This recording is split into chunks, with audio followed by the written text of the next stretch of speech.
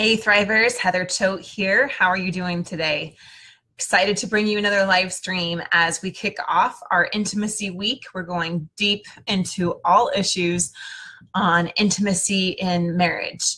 And excited to talk with you, some of you today. I already have some great questions that we will address as well, kind of waiting for some people to join on.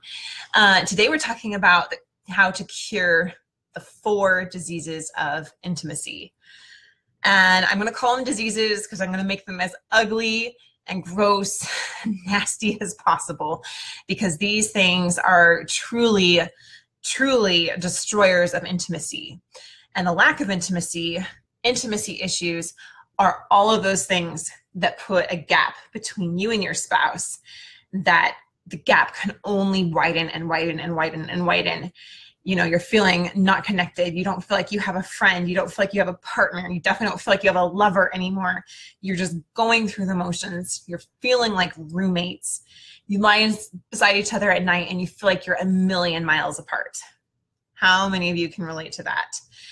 And all of those things, they scream separation. They scream unhealthy marriage. Divorce is coming. So let's take a step back and look at how these things develop, how they happen in the first place, so then we can cure them and move forward. So, okay, I think my internet's finally catching up. Maybe not. I think I need to get a better system. This one's just not working out too good. But if you can see me and hear me, go ahead and let me know. Say hi. Can you guys hear me okay? Just going to do a check here. If you're watching, go ahead and let me know that you can hear me okay. So, okay, awesome. Very good. So, earlier, in an earlier post this week here in the Thriving Marriage group, I asked you what your definition of intimacy was, and I got some really, really good answers. So intimacy, Joe says, open communication with complete vulnerability, trust, and unconditional love. I really like that. Complete vulnerability. How good does it feel to be vulnerable and to allow someone to see you for who you really are and accept you anyway? Is there any better feeling than that? To know that you can be completely exposed, all your good, all your ugly, you know, all your pretty, all your awful, and that they still accept you for who you are. To have that kind of level of vulnerability, that kind of trust, openness with someone else is a beautiful thing. And that's what we're going to work towards. Trust and unconditional love. Really awesome. Okay, I got some hearts. Like, okay, Melissa Winters, hi. How's it going? So yeah, let me know if you can hear me. Drop a yes in the chat. Just want to make sure my connection is good. It looked like it was being a little off. So if you can hear and see me good, then just let me know. I'd appreciate that. Leonore said, a deep connection and communication beyond daily stuff. That is a really good one. And a lot of people liked this definition here a lot, this meaning of what intimacy is. Beyond daily stuff. If you're just talking about the daily stuff, and Mark posted something on this where you're just able to talk about, thanks Melissa, just go through the motions. You're able to talk about kids, you're able to talk about finances or job. That's kind of that surface level stuff. And so it's being able to go beyond that, to have that deeper communication, that deeper connection. And Leonore continues, where you are both in the same page, emotionally, physically, mentally, a full partnership. And then Tank gave this one. To me, there are 3 levels of intimacy, he says, emotional, physical, and sexual. And then he goes on, I won't read the rest of it, and he rates which one, in his opinion, is the most important. Now, this is going to change for everyone. The way that we view intimacy here at High Thrive Marriages is a complete circle. Every single part leads to the other. When we're talking about intimacy, it's more than just sexual, it's more than just physical. For some reason in our culture, we've adopted that intimacy means only physicality or only sexuality, but it really encompasses every single part. Did you know you can have spiritual intimacy? Did you know you can have cultural intimacy? There are all different kinds of intimacy levels that you can have. But the most important ones are the ones Tank mentions here. One of the really key ones to a thriving marriage: emotional, physical, and sexual. So the way we see it is that complete circle, because every single part affects every other part. Have you ever experienced this? If you don't feel close emotionally, you don't want to be close physically or sexually. right? That's a really common human nature. If we don't feel like we're trusted, if we don't feel like we're heard or supported, if we don't feel like we're safe with someone, how likely is it that we're going to want to get up close and personal and touchy-feely with them, right? So that's why we believe that every single part of intimacy is interlinked. They're all connected, okay? So, and that's also really difficult on the converse side. I'll just say that as well, that if you're not physically intimate, if you don't have that physical and sexual bond, it's very difficult to have the deeper emotional bond as well. So they are all interlinked. Every single part is absolutely important. So, we're going to go into the diseases of intimacy. And for those just jumping on, I'm intentionally making that word as awful and gritty and gross as I possibly can on purpose, because one of the most dangerous things that happens is we get accustomed to lack of intimacy. And just like a disease, it might start off as something really small, something really minor. If left untreated, it will only get worse. It will only fester. It will only grow. And too many people are living their lives in less than ideal situations. Their marriages are less than what they want them to be, and they get used to settling. And that is not what you want. That is not what I want for anyone. So I'm going to use some strong language here. I'm going to use some strong terminology on purpose. So hang in there with me. We're going to talk about the ugly so we can get to the good. Promise, there's some purpose for this. Okay? So Leonora asked this question earlier here in the group, and I wanted to use this as a little example that we can go through all the different diseases. So Leonora asks, and if you're watching, let me know. Like to hear from you, girl. How can you draw your partner more toward you? He said he loves me, but there is no passion there. And I am a very physical person. I need that. So thank you for sharing, Leonora. I appreciate your question. And I think a lot of people are going to relate to this. Even if it's not physical intimacy, how do you draw your partner towards you emotionally? How do you build a better bond there? How do you get that closeness? How do you get maybe back to the way you felt earlier in your marriage? You felt so close. You felt so safe. Okay? So we're going to go into that. These questions, honestly, are challenging to answer on a live stream because there could be a huge variety of reasons why things are the way they are. And so for me to address them from this standpoint, I could say it could be this, it could be this, it could be this, it could be this, it could be so many different things. And the truth is, I don't know the exact circumstances of your relationship to give you a very specific fine-tuned answer. So what we're going to do is give a high-level overview. The answer in all of these situations is it's actually pretty simple. Simple, not easy. Simple, not easy, but it's simple. The simple thing is, it's just like when you make anything. If you want to make a successful cake, you have to put in the right ingredients. You have to stop putting in the wrong ingredients and you have to put in the right ingredients. That's the simplified version. Let's go a little bit deeper into what we're talking about there, okay? So first disease of marriage, and I see a couple more of you watching. Hi, let me know you're here. Let me know you can hear me. I want to make sure everyone can hear me good and clear because my internet was being a little bit weird today. So first disease of marriage, I'm calling this one cancer. That's a sticky word, especially for me. I've been through cancer, and I know a couple of other people in this group have as well. And it's Cancer Awareness Month. It's October, so it feels like that word's everywhere. Okay, but cancer is where you have disease that grows and it spreads and it overtakes what's healthy and good. So I'm going to take this, and if you know me, if you've been following me for a while, you might already know what I'm going to say right off the bat. But this first one, so if you know what it might be, go ahead and leave me a comment, see if you can guess where I'm going with this. And if not, that's okay. You'll get to know me real quick. So if you know me, here we go. Cancer is when you have a lack of love and acceptance for yourself. Because every single thing comes from you first. You are part of this marriage, and you are bringing things into this relationship. So how close do you feel with you? emotionally. You're not maybe talking about physically or sexually, but in this instance, how much do you actually love yourself? How close do you feel? Would you be someone that you would want to have a deep bond with?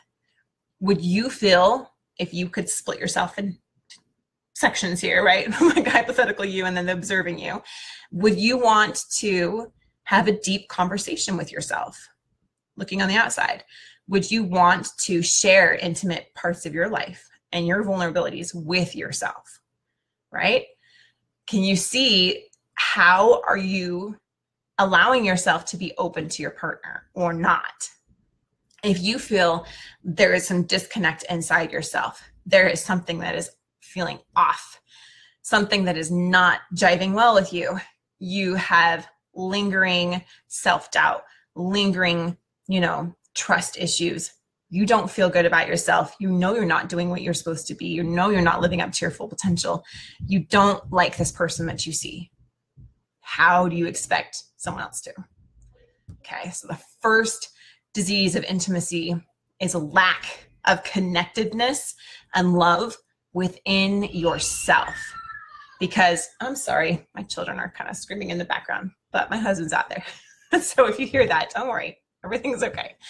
But you have to have that connection with yourself, that love for yourself, that inner peace, that inner strength, because you are part of this picture of marriage. You are part of a whole, right? And if that part is diseased, just like cancer, it's going to start to spread into the other healthier parts and overtake them. Do you see what I'm saying here? Do you understand what this means? Can you see the value of this? When you get yourself to a place of centeredness and connection with who you are, and you fall in love with who you are, you see the value of who you are, then you allow yourself to open up and allow other people to see that as well. So, cure to cancer is making sure that you love yourself and that you are intimate even with yourself, emotionally connected to yourself, so that you can bring the best of yourself into your marriage. Instead of being that cancer that sucks the life out of someone else, make sure that you are adding life, vibrancy, vitality to your marriage instead of being a drain upon it. Okay? Yeah, cancer. All right. The second disease is putting strychnine into your coffee. All right, I really like this. I was just listening to Jim Rohn this morning. He was talking about what would happen if someone put sugar in my coffee. And everyone in the audience was like, oh, you'd be fine. And he was like, okay, what if someone put strychnine in my coffee? Well, you'd be dead. Okay, what if my worst enemy put sugar into my coffee? Oh, you'd be fine.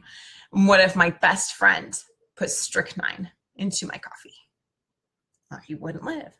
He said the first lesson is watch your coffee. No, but be careful of, you have this close bond, this relationship, this marriage, this partnership. It might not be close bond yet. Okay, so maybe that was the wrong word to use. But you have this relationship with this person. And what are they putting into your coffee? What are you putting into their coffee?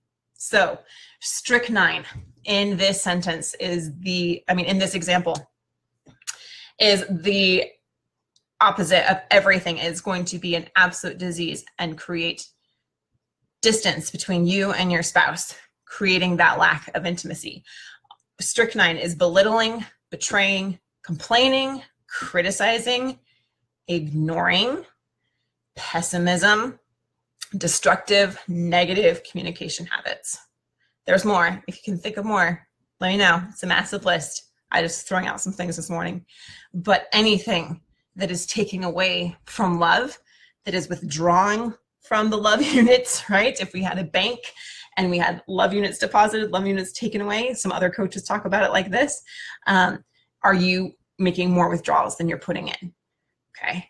How can you expect someone to come to you and want to have a close relationship with you when every single chance you get, you're putting them down? You're making them feel stupid or worthless, or you're being so defensive. You're feeling like they're attacking you. And so you keep up your walls. If your walls are kept up so high, how do you expect them to put theirs down, right?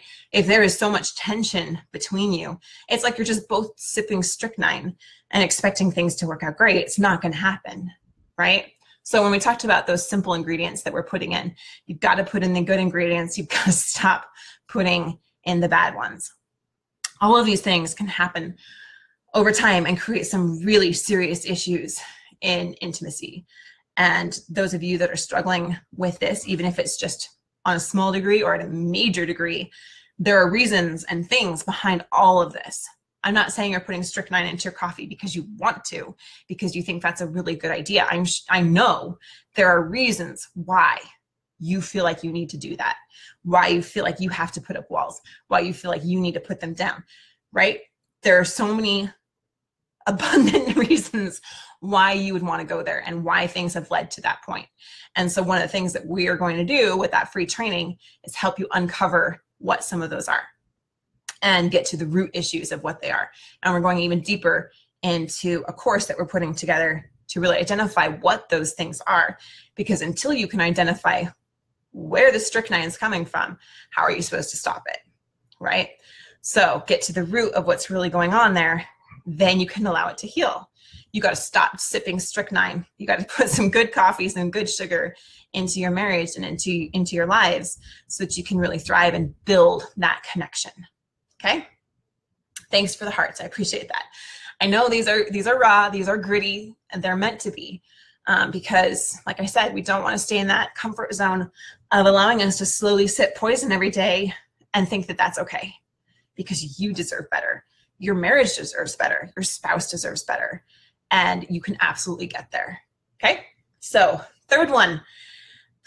Okay. Third one is anorexia. I'm calling it anorexia. And this is where we completely withdraw intimacy from our partner. This is a disease of intimacy when you or your partner or both choose to withdraw from the other person. You're starving your relationship of the very thing that it needs to thrive. So, Leonore, going back to your question, it sounds like you're being a little bit starved of what you need. You need this physical, connection, this intimacy with your husband here, and there's no passion. It's not happening. Your need is not getting met there. Conversely, examine yourself. Could it be, and I don't know, but I'm just encouraging you to think about this, could it be that you're not meeting his needs in another way? Is there an area that you are starving him and what he needs? What happens is when one person doesn't meet our needs, then we feel very much inclined to do the same to them. And this creates that vicious cycle where you want to pull back, so they pull back. They pull back, you want to pull back more, so they pull back more. And it just continues and it continues and it continues. And so many people are living with that kind of situation. And anyone there, you know how hard it is. And it's difficult because it's so like an innate human reaction to want to defend yourself or to make someone want to, okay, I can say this right. You want them to understand how you feel and where you're coming from. And I talked about this before on another live stream, but I'm going to touch on it again because it's really, really important to understand here with this disease of intimacy. So for instance, my husband, if he doesn't show up for dinner, if he doesn't call me, letting me know he's late, he doesn't meet my need for security, okay, and that's a big one in my relationship personally, then I'm not going to be very likely to want to open up to him. He's going to respond to that. He's going to be more closed off. Do you think I'm going to get all cuddly and snuggly and intimate with him at night physically? No, probably not going to happen because my needs weren't met, right? And so I want him to feel how awful that was for me that he didn't meet that need. So I'm going to make it awful for him so that he can understand how bad it is for me. And maybe if he understands how bad it is for me, then he'll stop, right? We've all been there. Am I right? Maybe there's some saints here that have never experienced that, but I think the majority of us probably can relate a lot to this. If you really step back and think about it, that instinct of I'm going to pull away now from you. I don't feel safe. You didn't meet my needs, and I'm going to do this to protect myself. That's a really innate instinct, but it's not going to serve you to the best degree possible. what it is going to do, it's going to slowly starve your relationship to death of intimacy, just like anorexia. You're not giving it when it needs. You're not giving it the fuel that it needs. You're not meeting your partner's needs. They're not meeting your needs. And the cycle only continues until you decide enough is enough. And you go first. You be the one to say, I'm going to take care of this. So one of the really big things here is that we are afraid. It is a risk to allow yourself to be vulnerable, to allow yourself to go first, to choose to meet your partner's needs when they're not meeting yours, right? There is a lot of fear there. What if I do that and I get hurt again? What if I do that and they still don't meet my needs? What if I do that and I look like a fool? What if I do that and I fail? What if I put forth all of this effort and my marriage still doesn't work? What if they're still not there for me, right? And so there is a level of risk that we feel there, and allowing ourselves to be vulnerable, to open up. And we're usually doing it out of protection. We don't want to get hurt. We don't want to feel pain. So I really appreciate this quote, again from Jim Rohn. He said, it's all risky, okay? The minute you got born, it was risky. If you think trying is risky, wait till they hand you the bill of not trying. If you think investing is risky, wait until you get the tab of not investing. And I'm applying that to investing in your marriage in this case. See, it's all risky. Getting married is risky. Having children is risky. Building a business is risky. It's all risky. He says, I'll tell you how risky life is. You're not going to make it. Oh, I botched the ending. Oh, okay, go back. Let's pretend I didn't just do that. Oh, I hate it when I mess up the punchline.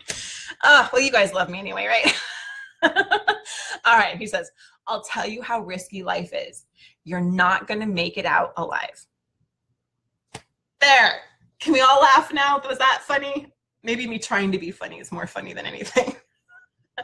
But really, that's how risky life is. We're not going to make it out alive. So what is the fear there? Identify what it is. What is keeping you back? Maybe you've been the one on the other side where your spouse is putting the strychnine into your coffee. Maybe they've been belittling you. Maybe they've been putting you down. Maybe they betrayed you. Maybe what are some of these other things? They've been ignoring your needs. They haven't been meeting your needs. And so you're wanting to protect yourself. When you can identify where that fear is coming from, then you can make an effective choice. What am I going to do now? Am I going to stay stuck where I am and allow the choice of not choosing to build our intimacy continue its path, because I know where that's going to go? Or am I going to step forward and decide I am willing to give this a shot because I want our marriage to be happy? I want us to be close. I want us to have a bond. Everything that you want is on the other side of fear. So fear is the most common human emotion, and it's the most debilitating and damning one if we let it. So identify why you're feeling the fear, identify what it is that you want on the other side of that, and choose to move on the other side of that fear to get what you want. Awesome. Abigail says, I'm going to step forward. Yeah. Yeah, absolutely. And I know that it is challenging. I know that there are some hesitations there because you want to protect yourself. You want to keep yourself safe. But what do you want more? Do you want to be safe over here where you have no connection and a very difficult, even miserable relationship? Or do you want to move forward? Do you want to build a better connection? Do you want to have more closeness? Do you want to have more physical intimacy? You have to be willing to take some steps then. So take those steps. Don't starve your marriage any longer. Give it the life that it needs. Start to identify and meet your partner's needs. Give it that health, that strength, that vitality. Final disease here. Okay. Thanks, I guys appreciate it. And then we'll go to some questions here if you have any. So the fourth and final disease of intimacy is thinking that your situation is terminal. Okay? Thinking that it is too late to change. We have been like this too long, and there is nothing I can do. I cannot change my partner. I don't even know if I can change myself. I don't even know if I want to change. Okay? I saw this in my fight with cancer, that I received a diagnosis that my life was threatened and that I most likely wouldn't make it, and that my baby probably wouldn't make it because I was pregnant at the time. And I saw other people with similar diagnoses, well, not exactly similar, but other cancer diagnoses, and they bought into what they were told. They chose to embody and adopt that this was terminal and I'm going to die. Okay, that's it for me. I've been given this diagnosis. Some words out of the mouth of a professional are my fate. And we've all seen that in the movies. We've all seen that when you give up the will to live, then you cease to live. It's just what your body does. It has to respond to you. So when you cease to work on your marriage, when you cease to have hope, that's the death sentence to your marriage. That's the death sentence to your intimacy. So if you're feeling like it's too late, there's no hope, we're always going to be like this, they're never going to change, that is what you're going to get. And that's awful. And it was awful for me to experience that and to see people who gave up. They literally gave up. The light went out in their eyes and they stopped trying. They stopped fighting. And we've all seen that. And we know what the result is. Conversely, you have the opportunity to choose. I am going to live. I'm going to fight for this because it matters to me. It is the most important thing to me. And I can do this. I don't care what anyone else says. I don't care how long it's been like this. I don't care how much I've messed up. I don't care how much they've hurt me. I am going to make some changes. This is not terminal. I have this disease. It could be life-threatening. It could be cancerous. It could be anorexia. It could be strychnine in our coffee, or it could be a cold. But either way, I'm going to thrive. I'm going to choose to build intimacy in my marriage, to allow us to have connection and closeness. Wherever I am, it's okay. It's okay. I might be hanging on by a thread right now, but that thread, I will take it and I will find another one, and I will find another one, and I will find another one, and I'll build these threads together until it's a rope. And then I'll make that rope into a ladder, and I'll climb that ladder, and we will get to the top. When you have that kind of attitude and that kind of spirit and drive inside of you, God forces you to succeed. The universe moves out of the way for you, and amazing miracles will happen. So those are the diseases of intimacy. Those are the things that created the gap. We're going to go deeper into that, but more importantly, we're going to start to give you guys some steps on what you can do to start wherever you are, and that's okay, wherever you are, to start to build your intimacy and increase it. So Mark and I, we put together, we're calling it a cheat sheet. I heard some feedback that that's not a good word for marriages, and upon reflection, I agree with that. But we already went out with the marketing for it. So anyway, it's just a free resource. It's a free report to give you guided exercise for 4 days, and you can repeat it again and again and again and again. It doesn't just have to be for 4 days. In fact, I encourage you to make it a lifelong practice. But we're trying to break it down and make it simple steps to take every single day, starting with 4 days on what to do to get yourself a little bit closer, maybe to add one more thread to your single thread, right? If you've already got the ladder, what we can do to strengthen that ladder, turn it into an iron, strong ladder. And so wherever you are, this will definitely benefit you and give you some resources and some steps, some practical ideas and ways to implement the philosophy that I shared with you today and turn it into reality. So I encourage you, if you haven't let me know that you want that free resource, we are sending it out tomorrow. So that's really exciting. I really hope you guys love it. Let me know. I appreciate your feedback. But if you haven't said that you want it, go ahead and drop the word thrive here to this live stream. I'll make sure I add you to the list. And then I'm getting everyone's emails over in personal messenger to keep your information safe. So that's going out tomorrow. And beyond that, if you sign up, you'll also be getting some emails from us. And there, we're going to talk about the plague of intimacy, which is where you take some of these diseases and it becomes so rampant that it's then a plague. And you really want to make sure you're watching out for that plague because it can hit you and you don't even know it.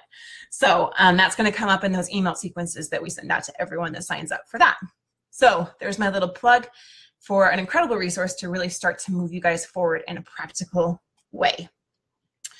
All right, I'm just going to check real quick. Looks like we got a couple comments here. No questions, though. I don't see any. So awesome. All right. Well, thank you guys. I have to go run to my first OB appointment, see how me and the new little baby are doing. So I'm excited for that. But I appreciate you guys. And really, we're here to help you thrive. We want to see your marriage succeed and have you have that closeness, that vulnerability, that deep and abiding connection between you and your spouse that is the most blissful human experience possible on this earth. So with that, you guys have a fantastic day, and we'll talk to you soon.